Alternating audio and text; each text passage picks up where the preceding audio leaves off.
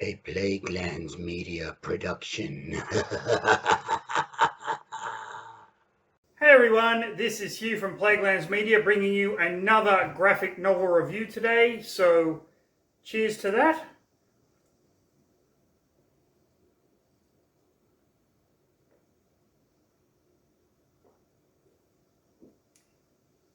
Goose Island IPA, absolutely delicious beer. Now, today I'm bringing you a Wolverine graphic novel just because I've gone and seen the Deadpool and Wolverine movie and I was in kind of a Wolverine-ish mood. I'm not going to spoil the film for you. I'm just going to say I fucking loved it. I thought it was awesome. And I'm sure any comic book fans out there are going to love it as well. I'm just going to switch on the light to see if I can stop this kind of light and dark thing happening. So we'll see if that makes a difference. Possibly. So, today I am bringing you a book that I have wanted to read for so long, but just never have. Ever since it was kind of first announced and hinted at and whatnot. And I've known the story for a long time, but, you know, just knowing the story and then reading the actual book itself are two completely different things. And that is Wolverine, Old Man Logan by Mark Millar and Steve McNiven. This is basically, what issues? Wolverine 66 to 72 and the Old Man Logan giant size in this beautiful graphic novel collection with awesome art on the front and the back.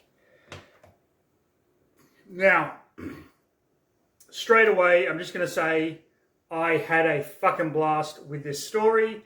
I thought it was really well done. I thought the art was perfect. The writing was amazing. It's action-packed.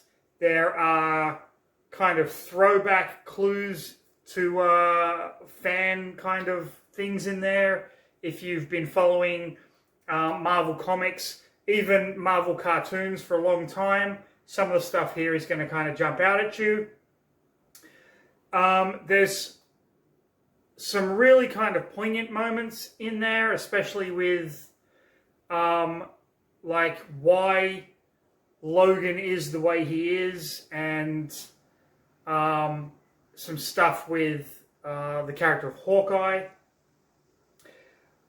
All in all, just an absolutely wonderful story. Really well told. The pacing was perfect. The art was phenomenal. There are some graphic moments in the story. There are some shocking moments in the story.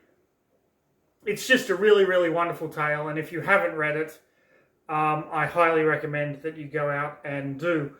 Now, there are some parts of this that were kind of adapted into the film Logan. But I assure you, if you've seen Logan, nothing you read in this is going to be spoiled, and if you've read this and you haven't seen Logan, it's not going to spoil it either way. But there are some little kind of crossover moments there, and hints and nods and whatnot. So I'm just going to get right into it. If you don't want this to be spoiled for you and you want to go out and read it yourself, and I am going to say this honestly, please do. Please stop this video right now and go off and get yourself a copy and read it, because it's an experience, which is what I absolutely loved about it. It's a fucking experience. And most importantly, it's an experience for fans. Like, Mark Millar has written this with fans in mind. Steve McNiven has fans in mind when he's done this. It's just a phenomenal piece of work. So, you know what? I'm going to stop talking. I'm going to take another drink of Goose Island IPA.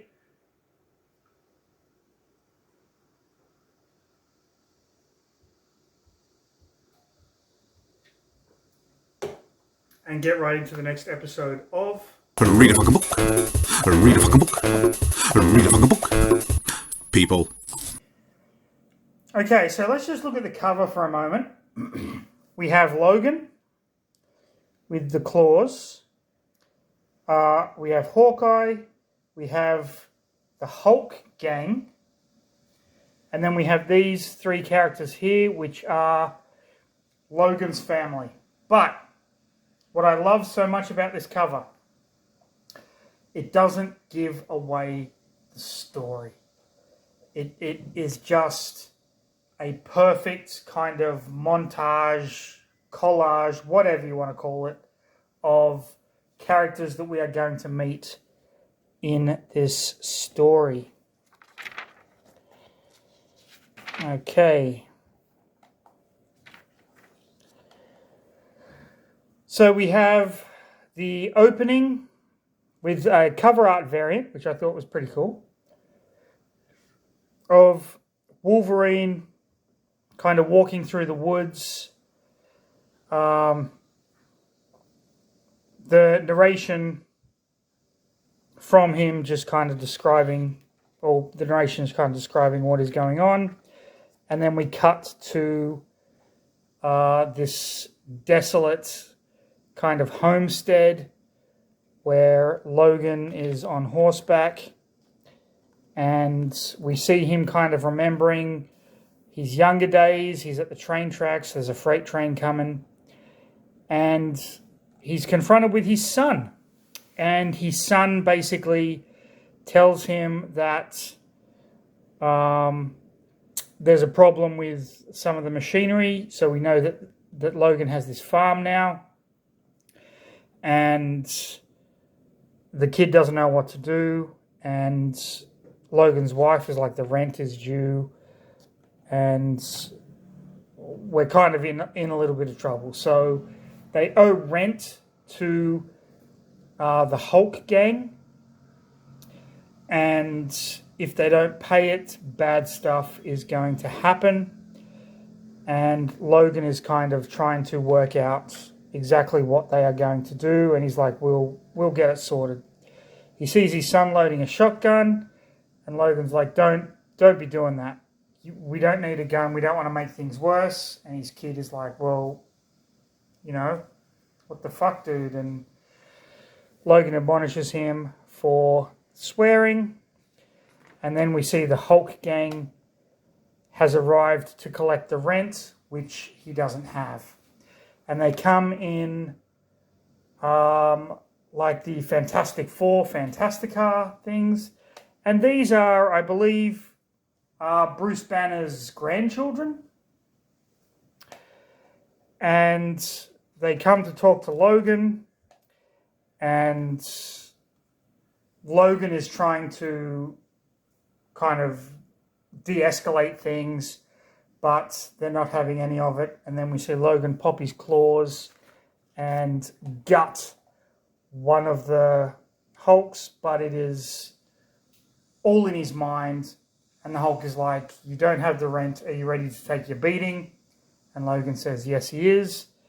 And the Hulk gang kind of beats the living shit out of him until Logan's son comes with the shotgun and not chases them off, so to speak, but they pretty much stop beating up Logan and they say it's double the rent next time or your family and you are dead.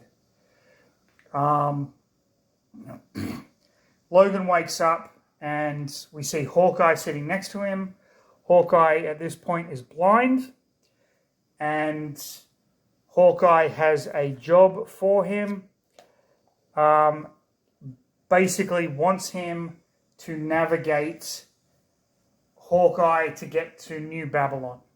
And if he does that, Hawkeye will pay him $500, which is more than enough for the rent and whatnot. Logan basically tells him, I don't fight anymore. I don't pop my claws anymore. There is a reason for that.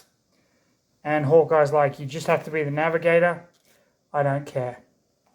Logan says goodbye to his family, tells his son to be the man of the house, tells his daughter to stay good, And then we see that Hawkeye has in fact got Spider-Man's Spider-Mobile. This was a thing. This was a thing in the comics. This was a thing in the cartoons. This was a thing, a toy that you could actually get. Those of you that don't know, Spider-Man at one point drove around in a fucking dune buggy, sort of a car, called the Spider-Mobile. I don't need to tell you how awesome this was the first time I read it. And Hawkeye's actually driving, even though he's blind. And Logan's like, shouldn't I drive? Hawkeye's like, you're the one that's got to tell me turn left, turn right, or grab the wheel if I'm going to do something stupid. So then we get this map of America. This is where the journey is going to start, and this is where the journey is going to end in New Babylon. This is Hulk land, so Bruce Banner controls this part of America. This is the Kingdom of the Kingpin. Then we have Doom's Lair and the President's Quarter here on the East Coast. So something has happened to America. At this point, we kind of don't know what, but we have a little bit of an understanding. And it's split into these territories that they have to go to, and Logan has a month to do this journey and then come back and pay off the Hulk gang. And we discover that the Spider-Mobile is incredibly fast and can drive up and down cliffs and shit like that. We lead into Chapter 2. Chapter 2, they come to this kind of town where they refuel, speed through it, and then Hawkeye, heading for a cliff, is like, remember, this is the fucking Spider-Mobile. And he jumps off the cliff and it lands. They get to San Francisco. There should be people here, but there is not. And at this point, we discover that Mole Man has sent the Moloids up to the surface to kill people. And a lot of people have speculated that the Moloids, if you know Fantastic Four and whatever, you know who the Moloids are. The Moloids are like the antibacteria for the virus that is mankind on Earth. And so the Moloids have been kind of destroying cities and things like that. So they're in San Francisco and they're kind of hunting around, and then they come across this gang of that call themselves the Ghost Riders. And they kind of get into a fight with them, but Logan again refuses to pop his claws. He's not fighting for anyone, and that's just pissing everyone off. At this point, it's assumed that Hawkeye is running drugs to New Babylon. So the Ghost Riders are about to go through the Spider-Mobile and take whatever contraband Hawkeye is running. But if they talk, Hawkeye can sense where they are, and he's still that perfect archer, and he just takes them all out.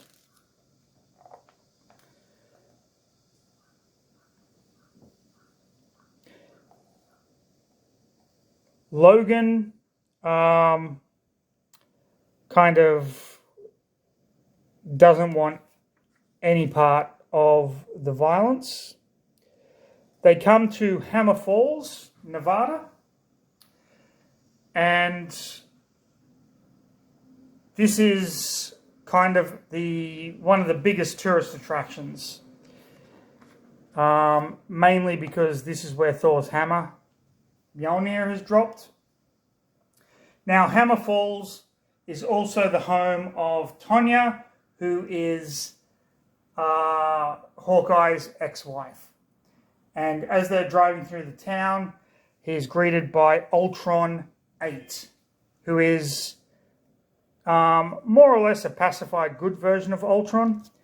And he takes them to Hawkeye's ex-wife, who was the daughter of Peter Parker.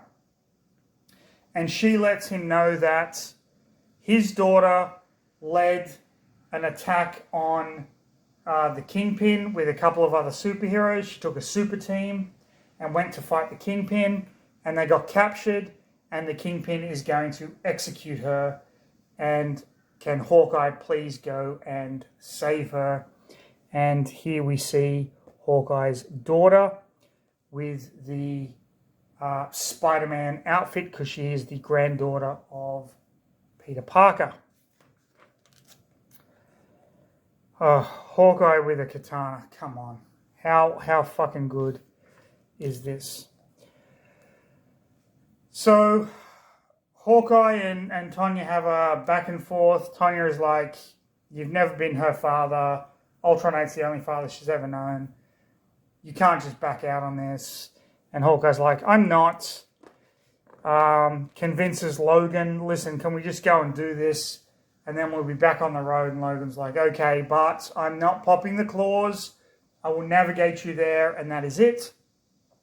And then Ultron 8 says to Logan, here is a good luck charm, and it's an X-Men kind of keychain.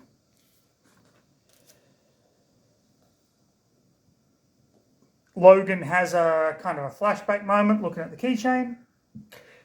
But then they drive towards where the Kingpin is, and they come across this city that has been all but destroyed. There should be a city here, or a town, I should say. But the only thing left is this church steeple with the cross on top and a guy holding onto it. And the guy's like, the Moloids came and they sunk everything underground.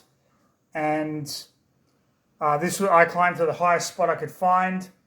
And now I'm just waiting here. They don't even bother saving him. They just head straight on to where the Kingpin's place is. And we get to the stadium in Fisk Lake City. Wilson Fisk, of course, being the Kingpin. And we have this arena. And in this arena, we find the Punisher and we find Daredevil. And they are chained to a stake in the middle of this arena with the Kingpin here.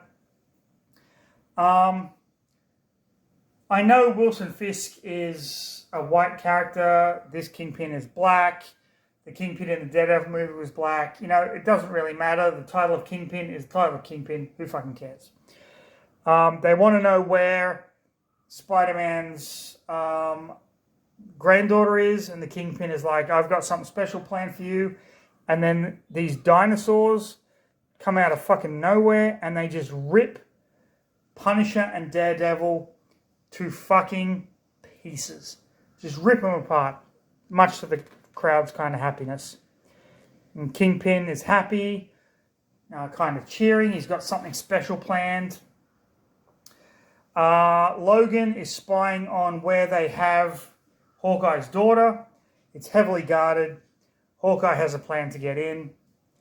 And the guards are kind of talking to her, but she's not answering any questions. Hawkeye's plan is to basically drive the Spider-Mobile across a wall and slam it into the building, thus possibly killing as many people as humanly possible, which they do. And Hawkeye's daughter is like, my dad's here, now you're all fucked. Hawkeye jumps out with his katana, goes absolutely apeshit, asks his daughter where is the keypad for the prison cell. She tells him the precise inches and centimeters, I believe she says 31 inches to the left of my voice, and he manages to shoot it, thus freeing her. The Kingpin bursts in, but Hawkeye's daughter takes a weapon and instantly just decapitates him. Hawkeye's like, what the fuck are you doing? And she goes, this was my plan all along. I'm not here to save people. He killed the original Kingpin, becoming the Kingpin. I killed him. I'm the new Kingpin. I run this shit. We get a little bit of Hawkeye going, she's never been that altruistic in the past. Why is she trying to help people? And we see that she's not. She just wants power. This is both fantastic and a little heartbreaking for Hawkeye at the same time. And then she's about to kill her father. And we see Logan gearing up in the Spider-Mobile, leading us to Chapter 4. Logan drives the Spider-Mobile, slams it through the wall, thus rescuing Hawkeye, grabbing him, and hightailing it out of the building. Hawkeye's daughter sends her goons after the Spider-Mobile, and as they're fleeing the city, Logan is telling Hawkeye we're being chased and their cars are faster than ours. And just as they're about to catch up, there's a huge earthquake and everyone sinks down underneath the land from this massive, massive cave-in. So 2 hours later, Logan wakes up and he sees some moloids feasting on people. He goes off in search of Hawkeye. Hawkeye's kind of trapped under the Spider-Mobile, but he has heard the moloids eating people. He tells Logan, keep that glow stick up. They don't like light. And once they right the Spider-Mobile, they drive it up the wall because, fuck, it's the Spider-Mobile. And they get out and they are they're in Wyoming, where there is a ton of dinosaurs, and Hawkeye reveals that after everything went to shit, people would bring dinosaurs from the Savage Land, and when they got too big, would just let them go, and that's why there are now dinosaurs roaming around everywhere, which is so fucking cool that this came out how long before the new Jurassic World movies? I mean, come on, you can't tell me a writer from those films didn't read this and go, okay, that sounds fucking mad. Just saying. Then we see what appears to be Venom watching them drive through its territory. And they drive past Mount Rushmore. Instead of Donald Trump, we have the Red Skull. I mean, that can only be the Red Skull on Mount Rushmore now. They stop off at a kind of a truck stop bar in Iowa, and they're drinking, and Hawkeye's kind of wanting to know what's going on. Why don't you fight anymore? And we get this view of Wolverine standing over what appears to be Mr. Sinister and what looks like Omega Red here. And he doesn't really want to talk about it. A guy comes up and is about to cause trouble, and Wolverine flips his shit. Excuse the horns in the background. People in this town apparently don't know how to fucking drive. He's about to pop his claws, and Hawkeye stops him and takes him outside and is like, you've got to fucking tell me what's going on. And so Logan is like, okay, here's what happened. Chapter 5 in this is fucking devastating. So we have Wolverine and Jubilee in the X-Mansion monitoring stuff, and all hell breaks loose, and there is an incursion by a bunch of supervillains. We have Doc Ock, Strife, Claw. I'm not sure who these are. It'll probably come to me later. And Wolverine is like, all right, here we go. He does his claws, goes after the villains while they try to get the kids out of the mansion. He's fighting all these villains. We see Magneto there, and he is ripping these people apart.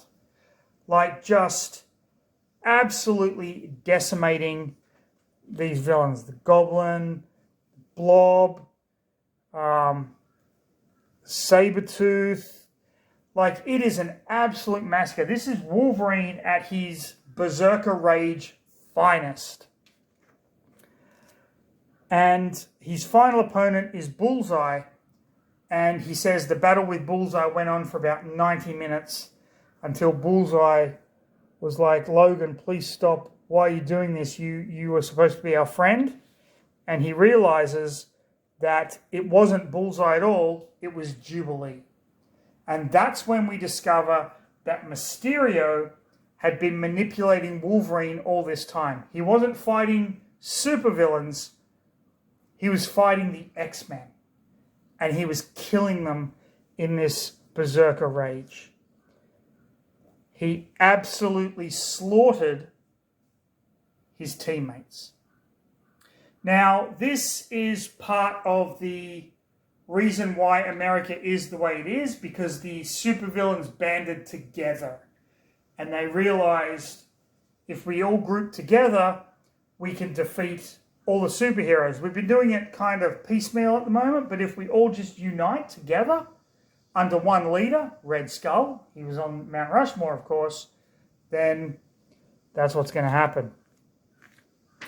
And that is when Wolverine sheathed his claws and he decided to kill himself. He walked to the train tracks, saw a freight train coming, put his head on the tracks and let the train run over him. It hurt, but he's Wolverine with his healing factor. Didn't kill him. That's why he doesn't pop his claws at all. They come to this bridge where this little kid is demanding 80 cents as a toll, and they give it to him, and Wolverine's like, why'd you give him 80 cents? And he's like, it's better if you do. And then you see all these dead bodies under the bridge. He's wearing an Ant-Man helmet as well. So they drive into Illinois, and suddenly they are being chased by a T-Rex with the Venom symbiote attached to it. Jesus fucking Christ, are you kidding me? We've just had the Hulk gang, we've had Hawkeye's daughter, Spider-Man's granddaughter, slaughtering the Kingpin. We've had Moloids eating everyone. We've had Wolverine explaining that he slaughtered the X-Men because Mysterio made it appear that they were supervillains. And now we've got a Tyrannosaurus Rex with the Venom symbiote attached to it. What the fucking fuck is all I'm going to say. Chapter 6. I have no words for this cover. That is freaking amazing. So the Venom symbiote, T-Rex, is coming for them. There's a gun on the back of the Spider-Mobile, but it is not doing anything. Then we see blue lips here. That can only mean Emma Frost, the White Queen, is monitoring what is happening. Tells Black Bolt to go there. Black Bolt does. Says a word, and his sonic scream rips the Venom symbiote from the T-Rex. Those of you that don't know who Black Bolt is, he's an Inhuman who can't actually talk, because each time he makes even the slightest whisper, it is like a sonic fucking boom. And the Venom symbiote, of course, his weakness is sound. So there you have it. They take Logan and Hawkeye down to meet Emma Frost, and Emma Frost is leading this kind of underground resistance movement. Here, she's not a villain. She's actually one of the good ones who wants to help Hawkeye and Logan by getting their Spider-Mobile back up in order. And then we see a rather ominous looking Doctor Doom. Pardon me. So they go to Ohio, and they are heading to Pym Falls, I believe. Logan is like, why is it called Pym Falls? Because we have Hank Pym here, dead. He's fallen over. It's not a waterfall. It's literally a skeletal Hank Pym. They get to New Babylon. They go to find their contact in New Babylon, and it is not drugs that Hawkeye has been running. It's actually vials of the super soldier serum, and this dude is part of the underground resistance that is going to use it to create more heroes to take down Red Skull and the supervillain regime. But no, it is an absolute double cross. This guy works for S.H.I.E.L.D. S.H.I.E.L.D. works for the president. The president is Red Skull. Wolverine gets taken out, and Hawkeye gets shot in the chest. Then Hawkeye, laying there with his wound in the chest or the stomach, is like, you're going to have to kill me. And the dude goes, okay, and takes Hawkeye out with a shot to the head. Thus leading us into Chapter 7, with one of the greatest covers I have ever seen in my fucking life. The Red Skull dressed as Captain America. Jesus Christ. So we see 50 years earlier, Red Skull has basically taken out all of the heroes. This was his whole plan all along. Unite the villains, take out the heroes. He can rule America and give them their little chunks of fucking sovereignty. And he has Captain America there, and he ends up killing him, taking all the trophies from the heroes that he has killed. We have Doctor Strange's cloak, Thor's helmet, Spider-Man's mask, Iron Man's armor, Cyclops' visor. That looks like the Infinity Gauntlet. And so he's kind of in this trophy room, reveling in his victory, when the S.H.I.E.L.D. guys come in with the serum, and they let him know kind of what is going on. But at this point, Logan, who, of course, you shoot him, nothing's going to happen. He bursts in, takes out a bunch of these guys, and then it becomes a fight between Logan and President Red Skull.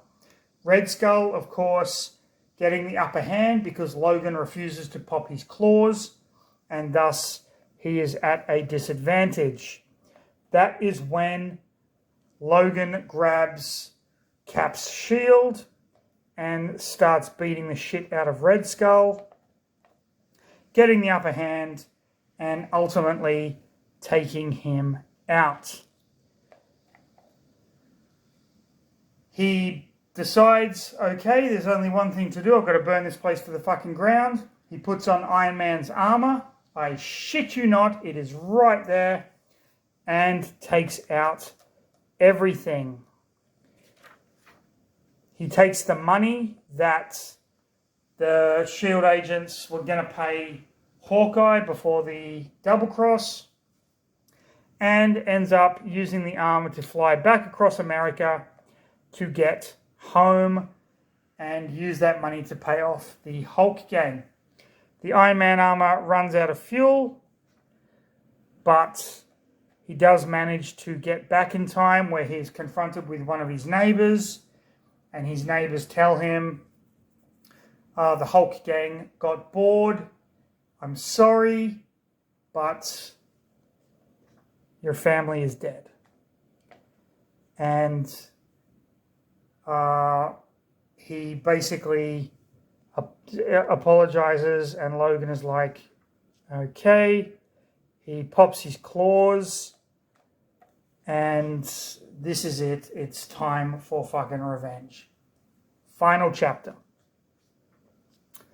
The Hulk gang are bathing in this kind of sewer river, and they're like, we should have eaten them and one of them is like, but no, we need to send a message, blah, blah, blah. And then as they're bathing, Wolverine comes up and just starts killing them.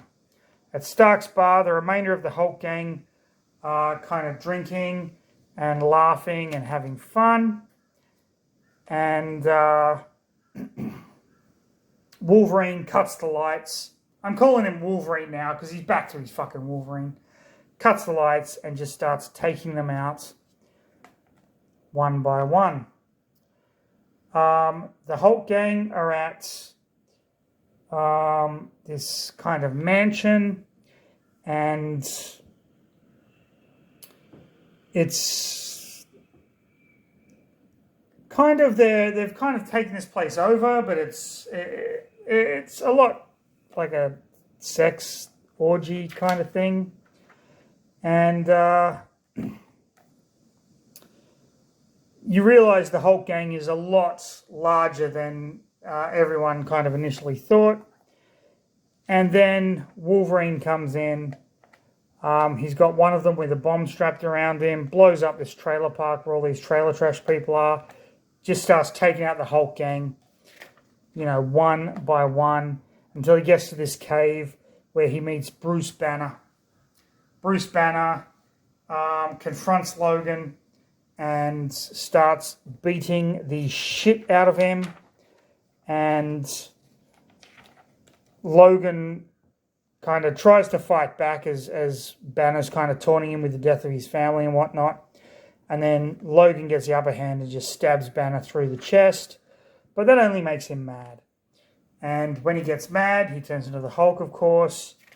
And he just eats Logan. And that is how Logan meets his unfortunate demise, by getting eaten by the fucking Hulk. Which is kind of a throwback to Wolverine's first appearance. Because Wolverine's first appearance was, he was actually fighting the Incredible Hulk. So I thought that was cool. The only survivor of the Hulk gang comes and is talking and saying, listen, everyone's dead, it's just you and me now, although there is a Hulk baby here. And the Hulk is like, no, Logan came, but I ate him. And the guy's like, what, you ate him? He's like, yeah, I've got a bit of a stomachache now, what the fuck? Oh, Logan's back, look at that. He fucking bursts out of the Hulk, just ripping him to shreds from the inside out. And he ends up taking the Hulk baby, buries his family, has a nice funeral. The townspeople are like, where are you going to go? Like, doesn't matter where. He's got a little Hulk baby on his back, and he rides off into the sunset, which is very reminiscent of Lone Wolf and Cub, where the samurai has the baby on his back and he's carrying him around. Fantastic comic book. Great films, if you've ever seen the Lone Wolf and Cub movies. They used to play on SBS a lot. And then we get, of course, the variant covers.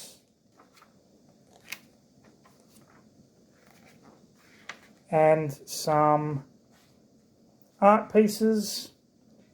And that is Wolverine, Old Man Logan.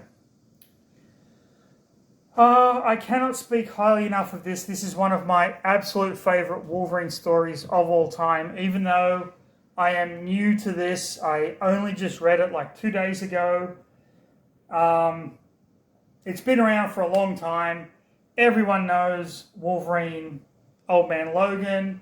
The character has appeared in numerous comic books over the years with his multiverse stuff.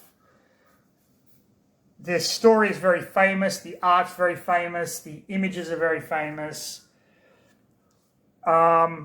It's just a wonderful, wonderful, creative look at the possible future for Wolverine, possible future for America.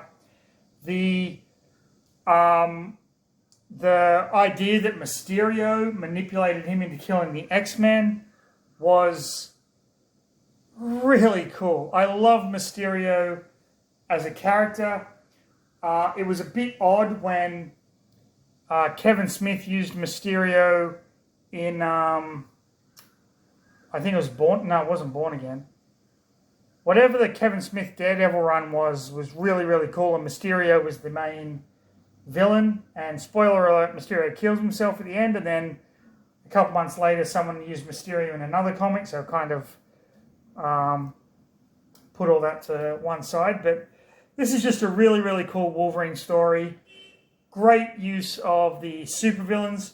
Great ideas for the heroes. Have nothing bad to say about this at all, and you should go out and get a copy for yourself. Read it or just admire the art. So there you go. If you enjoyed the video, like, subscribe, leave a comment, do all that stuff. We're 13 subscribers away from the most offensive book review I will ever do. So please tell your friends, get all that going, but most importantly, stay safe. Have a fantastic rest of your day. And of course, read a fucking book, people.